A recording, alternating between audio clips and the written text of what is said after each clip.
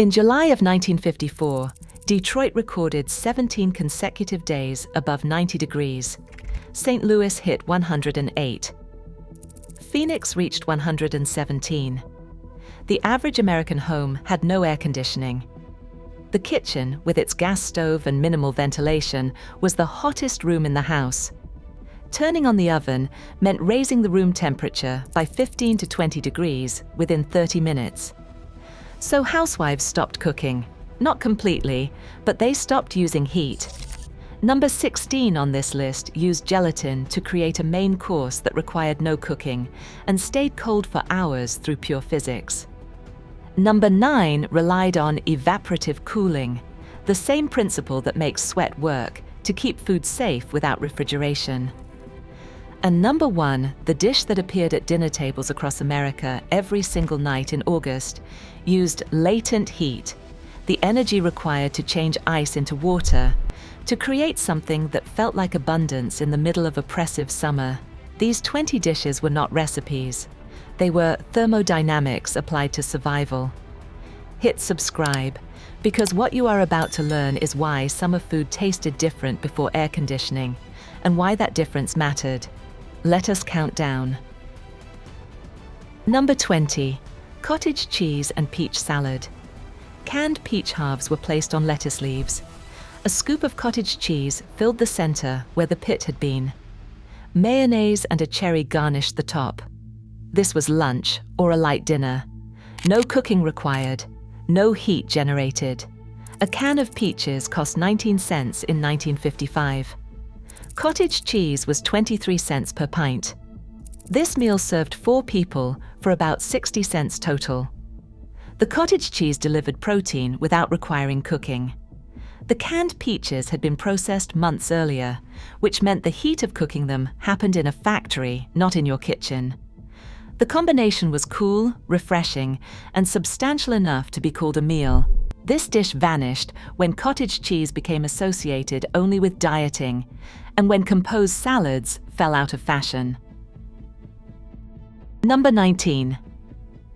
Tuna salad sandwich. Canned tuna mixed with mayonnaise, diced celery, and sometimes pickle relish. Served on white bread with lettuce. The entire preparation required no heat. A can of tuna cost 27 cents. The mayonnaise, celery, and bread added perhaps 15 cents more. 4 sandwiches cost about 60 cents. The tuna provided protein, the mayonnaise provided fat, the celery provided crunch and hydration, which mattered in summer heat. Tuna salad appeared at lunch tables daily through June, July, and August. It still exists, but became less common as refrigeration improved and cold cuts replaced canned fish as the default sandwich protein. Number 18. Deviled eggs. Hard-boiled eggs were cooked early in the morning, before the heat became unbearable, then chilled. The yolks were mixed with mayonnaise, mustard, and paprika, then piped back into the whites. Deviled eggs were appetizers, picnic food, or a light dinner, depending on need. A dozen eggs cost 49 cents. The filling ingredients were pennies. 12 deviled eggs cost about 55 cents and served 6 people as a light meal. The eggs were cooked once, early, then eaten cold for the rest of the day. The protein stayed good without refrigeration for several hours if kept in a cool spot, which meant deviled eggs traveled to picnics and outdoor gatherings where no cooling was available. Number 17. Jell-O salad with vegetables. Lime or lemon gelatin, mixed with shredded cabbage, carrots, and celery. The mixture was chilled until set. This was not dessert. This was a side dish served with cold cuts or sandwiches. A box of Jell-O cost 8 cents. The vegetables were pennies. This salad cost about 15 cents and served 8 people. The gelatin required no cooking beyond boiling water to dissolve it. Once set, the gelatin stayed firm at room temperature for hours, and it could sit on a dinner table through a summer evening without spoiling.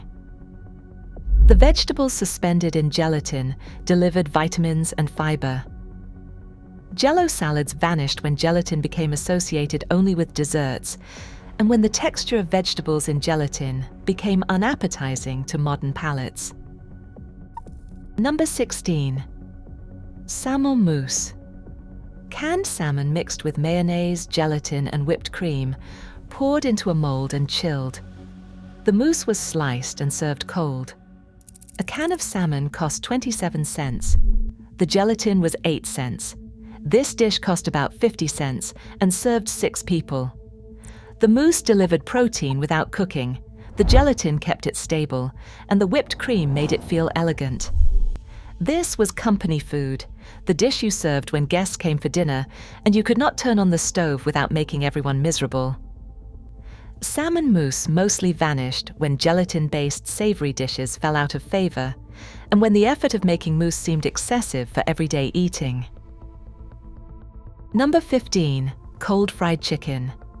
Chicken was fried the night before, or early in the morning, while the house was still cool. It was eaten cold the next day. Fried chicken tastes different when cold. The coating stays crispy, and the meat is firmer. Cold fried chicken was not leftovers. It was deliberately made to be eaten cold. A whole fryer cost about 49 cents in 1956, and the chicken fed 6 people. The frying happened when heat was manageable. The eating happened when heat was not. This practice mostly vanished when air conditioning made cooking at any time comfortable, and when eating cold meat outside specific contexts became unusual. Number 14. Macaroni salad. Elbow macaroni was boiled and chilled, then mixed with mayonnaise, diced celery, diced onion, and sometimes peas or pickles. The salad was served cold. A box of macaroni cost 9 cents. The mayonnaise and vegetables added perhaps 20 cents. This salad cost about 30 cents and served 8 people. The macaroni was cooked once, then eaten cold for days.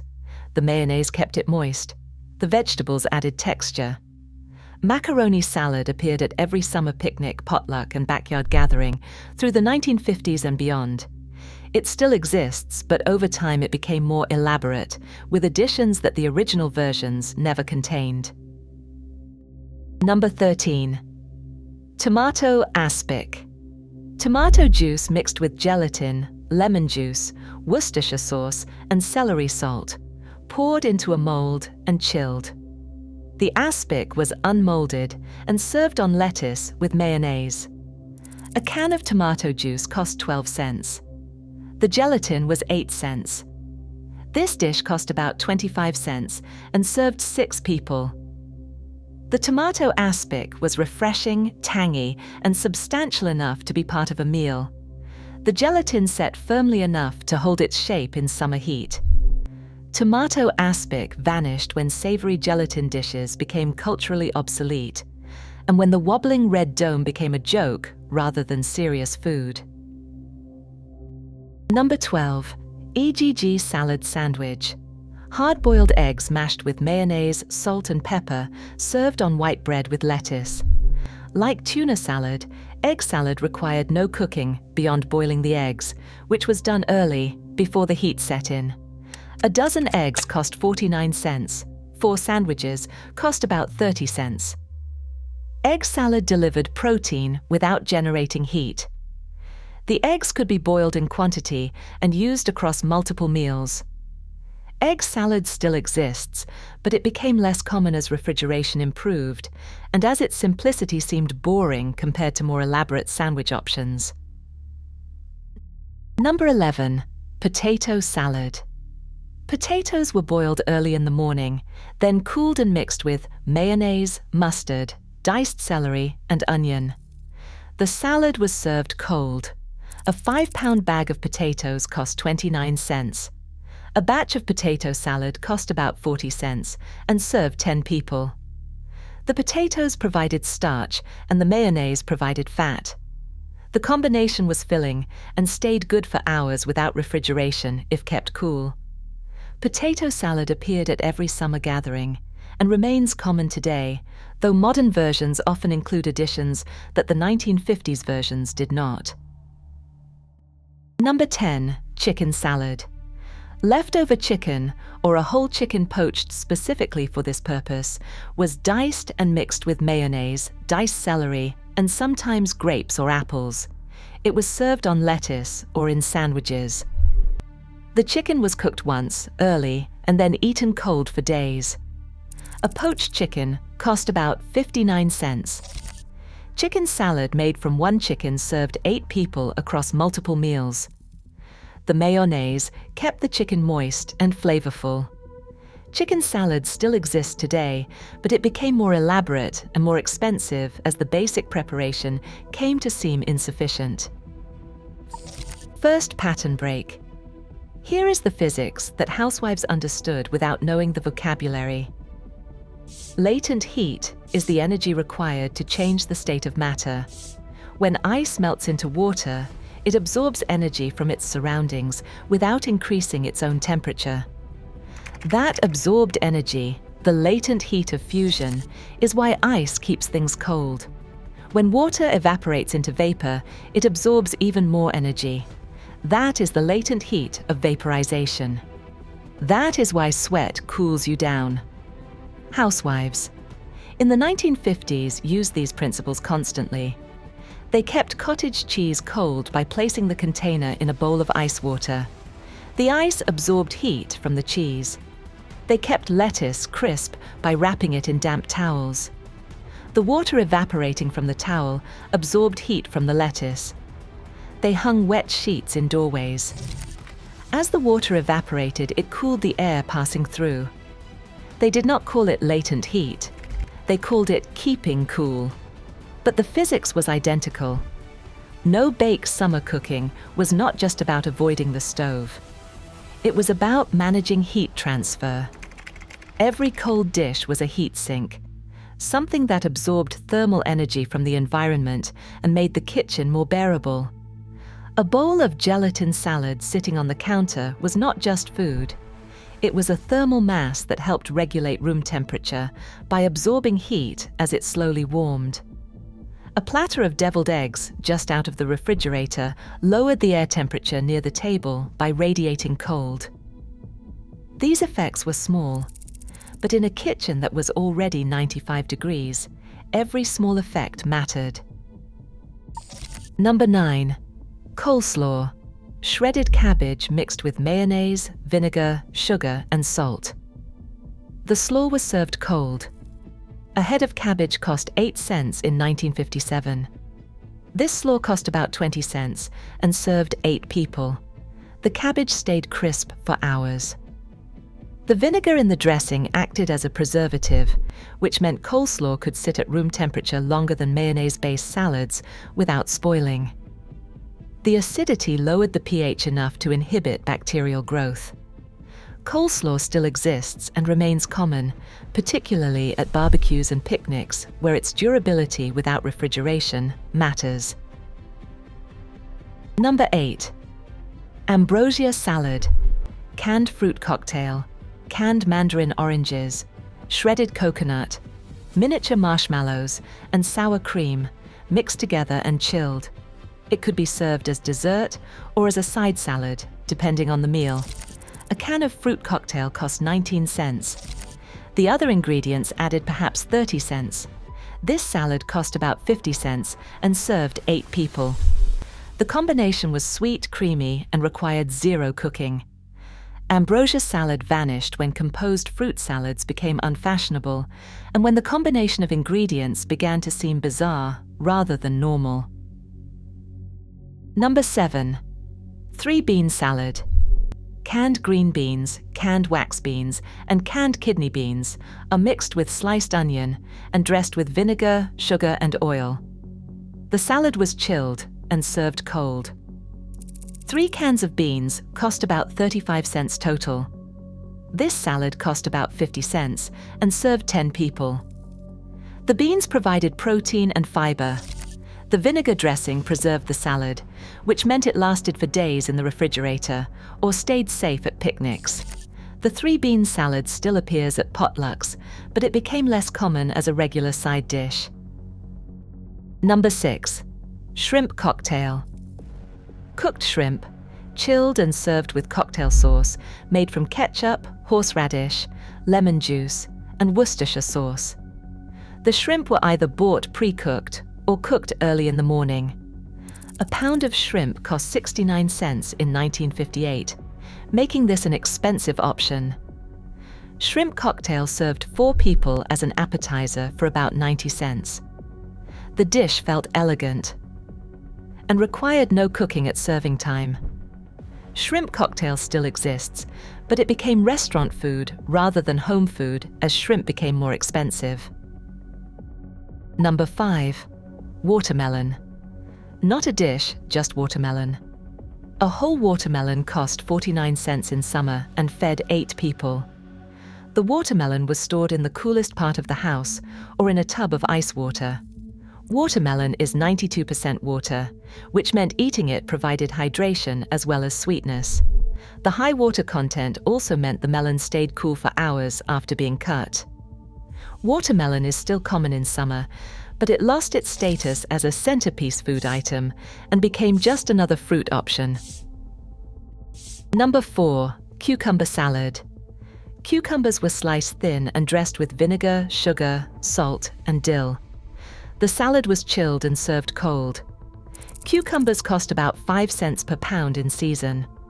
This salad cost about 15 cents and served 6 people. The cucumbers were mostly water, which made them refreshing. The vinegar dressing preserved them. Cucumber salad still appears, but it became less common as cucumbers became year-round vegetables instead of summer-specific items. Number 3. Tomato sandwiches. Thick slices of ripe tomato on white bread with mayonnaise, salt, and pepper. This was lunch in August, when tomatoes were abundant and cheap. Tomatoes cost about 8 cents per pound at peak season. 4 sandwiches cost about 20 cents. The tomatoes required no cooking. The bread and mayonnaise required no preparation beyond assembly. Tomato sandwiches were only possible for 6 weeks each summer, when local tomatoes were ripe. The seasonality made them special. Tomato sandwiches still exist in the South, but became rare elsewhere as year-round tomatoes made the seasonal anticipation disappear. Number 2. Sliced cold cuts with cheese. Ham, bologna, or salami, sliced at the deli counter, served with sliced cheese, bread, and mustard. This was not cooking. This was assembly. But it was dinner. A quarter pound each of 3 meats cost about 60 cents total. The cheese was 30 cents. This meal served 6 people for about 90 cents. The meat was already cooked and preserved. The cheese required no preparation. The combination provided protein and fat without generating heat. Cold cut platters still exist, but became less common as prepared dinner options replaced simple assembly meals. Second pattern break. Here is what happened when AIR conditioning became universal. The average American home did not have air conditioning in 1950. By 1970, 60% did. By 1980, over 80%.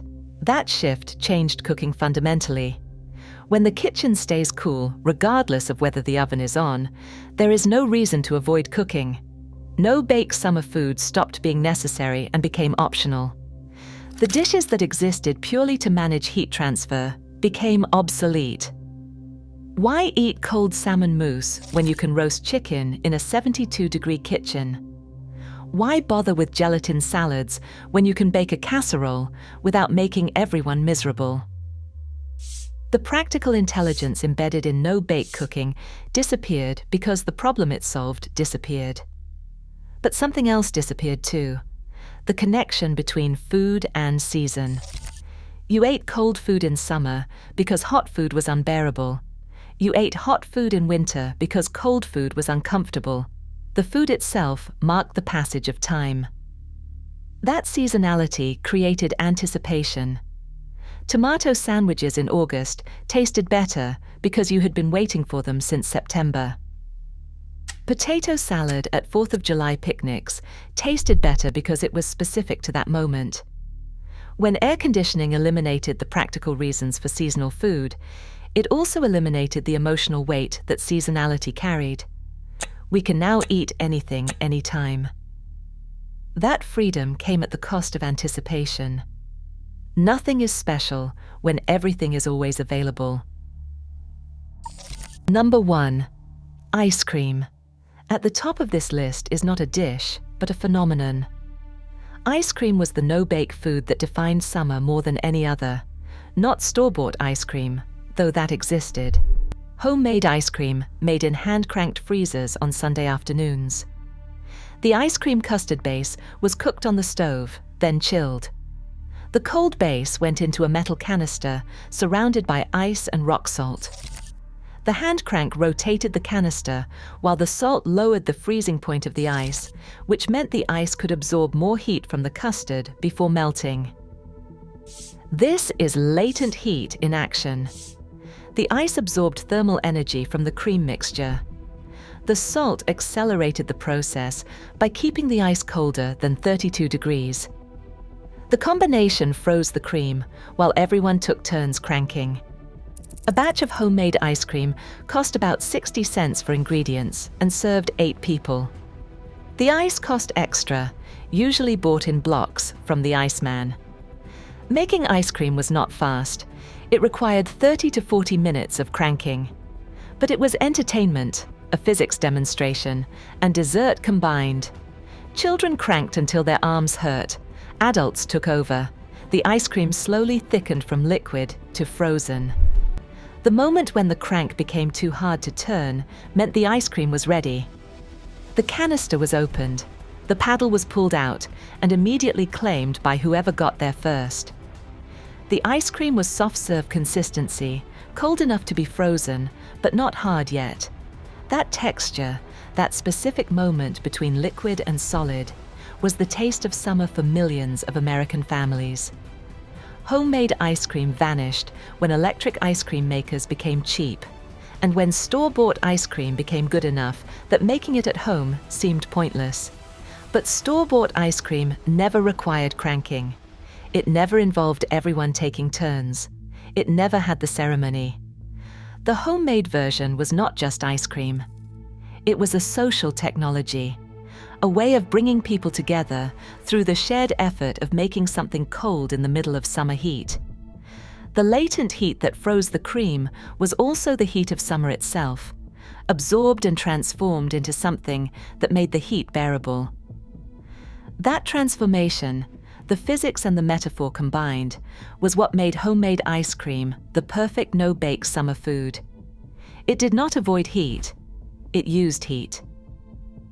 It took the oppressive energy of a 95-degree day and captured it in ice, then released it slowly as frozen cream melted on your tongue. That is thermodynamics. That is also poetry. Here is the challenge. Pick one of these dishes and make it during the hottest week of summer. Not in an air-conditioned kitchen. Turn off the air conditioning, open the windows. Feel what it was like to cook when heat mattered. Make the cottage cheese and peach salad, or the tomato aspic, or the homemade ice cream.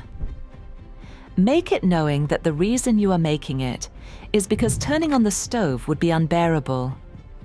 Then come back and tell me whether the food tasted different when the reason for making it was necessity rather than nostalgia. Because no-bake cooking was not a lifestyle choice. It was survival. It was applied physics. It was the intelligence that understood latent heat without knowing the term. Drop the dish you made in the comments. I want to know if anyone makes salmon mousse in July and whether it still works as well as it did in 1955. These dishes did not fade because they stopped working. They faded because air conditioning made them unnecessary. But unnecessary and obsolete are not the same thing. These dishes still work. The physics has not changed. We just stopped needing to use it.